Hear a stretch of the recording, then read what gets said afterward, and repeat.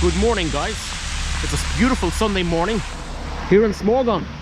So now we have the whole day to check out what this town has on offer. I have to say, what a beautiful day it is.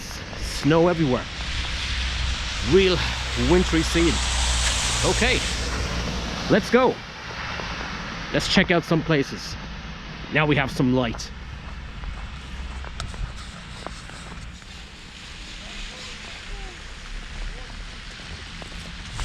Walking down Sovetskaya Street. This is the main street here in Smorgon, and for a Sunday morning it's bustling.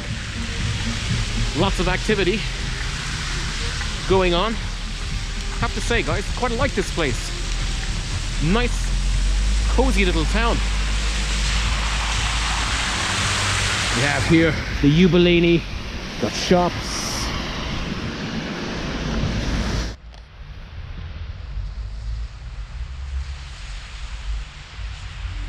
What we have here, guys, in the center of Smorgon is the main First World War and the Second World War, the Great Patriotic War memorials here right in the center. And Smorgon, like all towns and cities here in Belarus, was occupied by the Nazis during the Second World War. And Smorgon fell to the Germans on the 27th of June 1941. And it was occupied until the 6th of July 1944. And in that time, many people around this town, around this area, died during the occupation. In particular, the soldiers who gave their lives liberating Belarus from the Nazi occupier. And as we can see, some of the names of those who fell in battle on the 7th of July 1944. Alexander Ilich, Lieutenant, Junior Lieutenant, Sergeant Vladimir Tepenkov, 1944, 4th of July 1944. They give their names, births. Wow. Some of them are actually quite young, 19 years old. This guy here, Sergeant Vladimir Talkalin, again, only 19. He would still be alive today had he not been killed. Yeah. More guys here. Yeah. So as I mentioned, guys, in my previous videos, the Soviet Union sacrificed nearly 30 million of its own citizens, civilians, partisans, soldiers, in the fight against fascism. And right here is the First World War memorial, or part of it.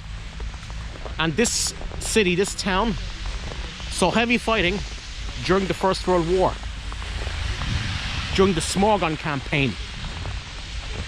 And the Eastern Front in September 1915 reached here after the Russian withdrawal after the Second Battle of Przemysl, which the Austro-Hungarian and the German armies, using 40 divisions of their men, chased the Russians on a line stretching down from Vilnius to Lida, Maladechna, down to Baranovichi in the south.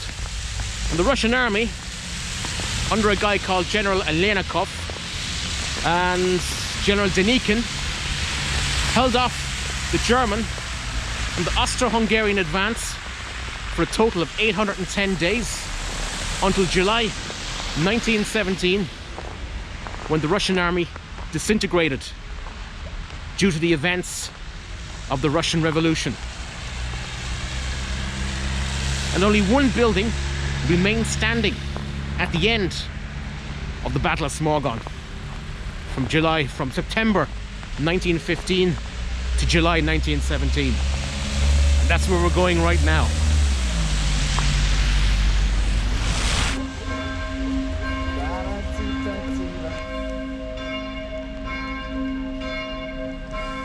This here is the St. Michael Archangel, the main Catholic church here in Smorgon. And it was built in the early 16th century. Originally, it was actually a Calvinist church. However, sometime in the mid to late 16th century, it became a Catholic church for the first time. And it remained so up to the Soviet period, when the church was taken away from the Catholic Church. And it wasn't until 1989 that the church was returned to the Catholic Church. Quite a beautiful church, has to be said. And as I mentioned, it was the only building that was standing after the Battle of Smorgon from September 1915 to July 1917 in the First World War. Amazing. Of all the buildings in this town, this church remained standing. What a beautiful church. It's over 400 years old.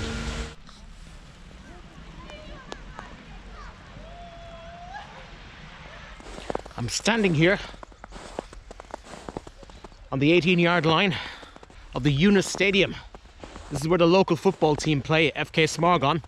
They currently play in the First League, which is the second tier of the Belarusian football league system.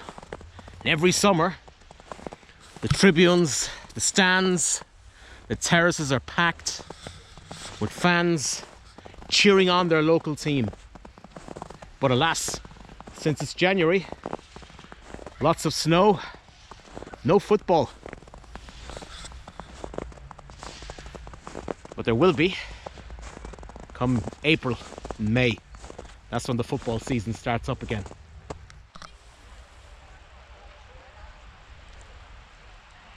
No trip to Smorgon is complete without a trip to the town of Zalesse, which is about 10 minutes by train south of here. And the reason why I'm going to Zalesse on this Sunday afternoon is because of one man, the famous composer Mikhail Oginski, of which he composed one of my favorite pieces of music, the Polonaise, A Farewell. So let's get a train ticket and let's head to Zalesse.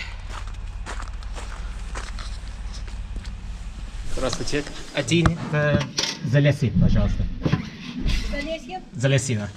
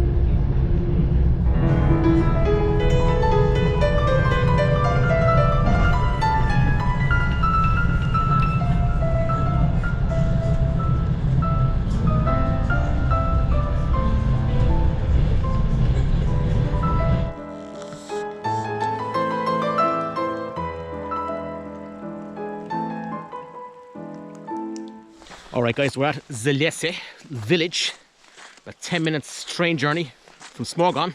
Alright, let's try and find the Oginski estate, or what's left of it today. Let's go.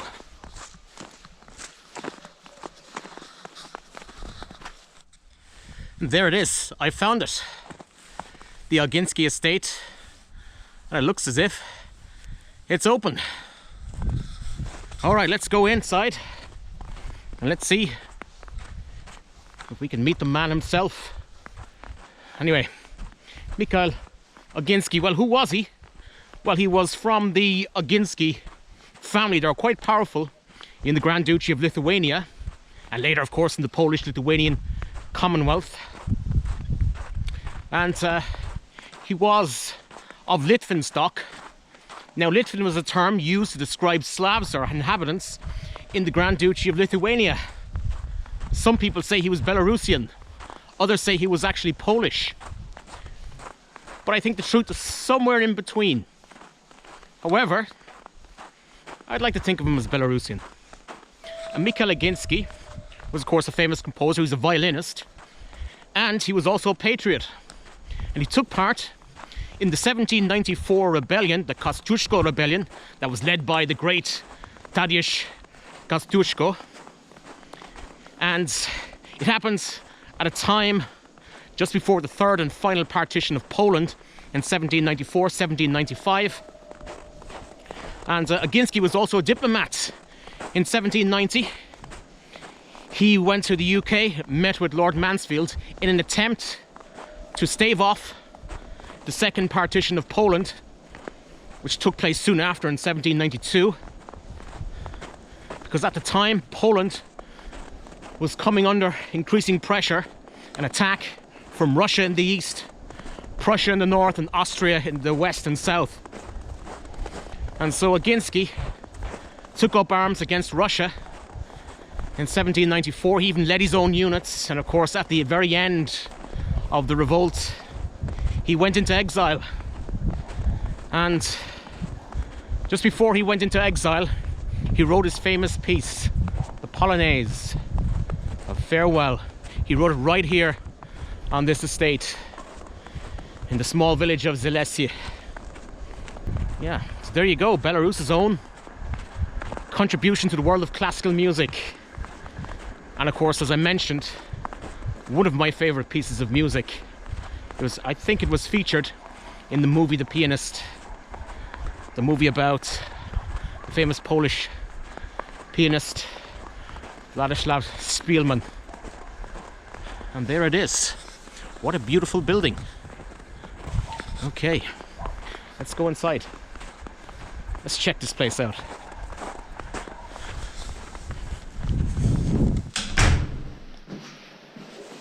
Здравствуйте. Добрый день. Да, я хочу снять фильмы. Это возможно? Только фотография? Да, фотография,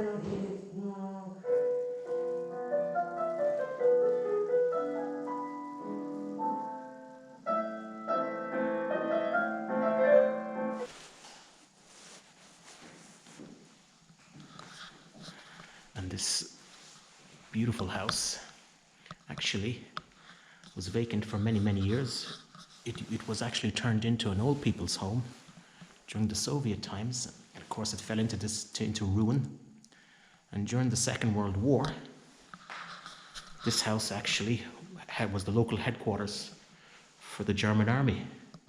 And now it has been fully restored.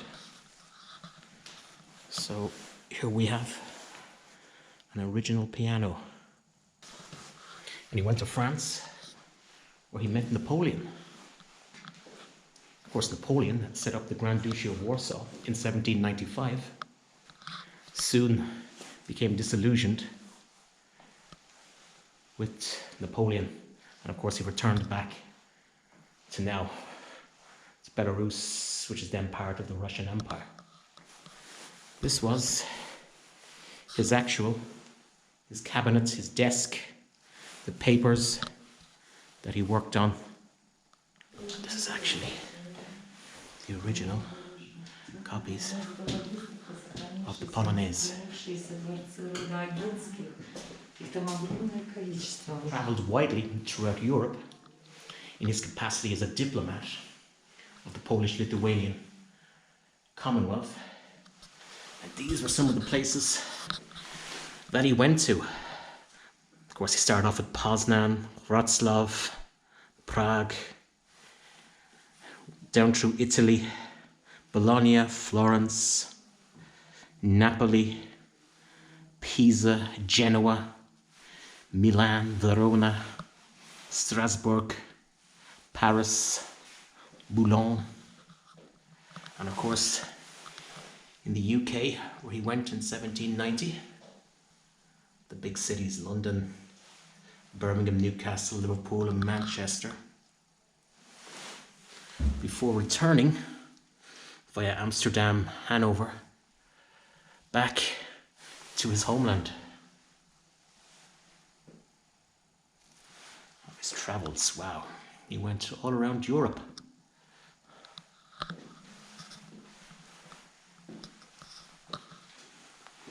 And of course, this is the coat of arms of the Oginski family. Very powerful, very wealthy family.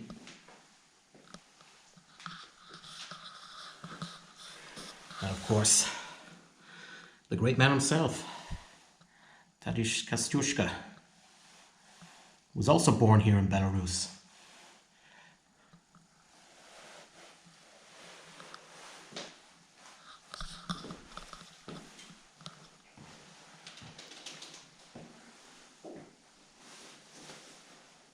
Liked to entertain his guests. We have chess and we have billiards.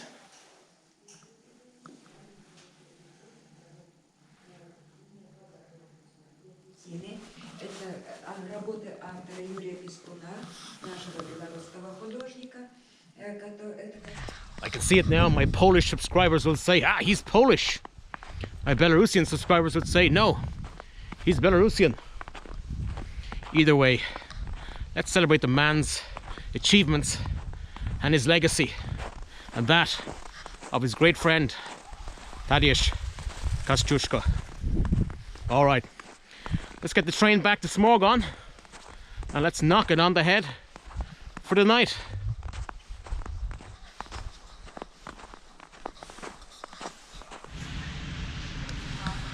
Well, that is it. Another journey has come to an end. Have to say, I liked Smorgon. Small town with a lot of history and a very interesting story, and some famous people to it as well. So, on to the next place, wherever that way may be, who knows. Alright guys, that's it from Smorgon. I'll see you soon. Do svidania. Do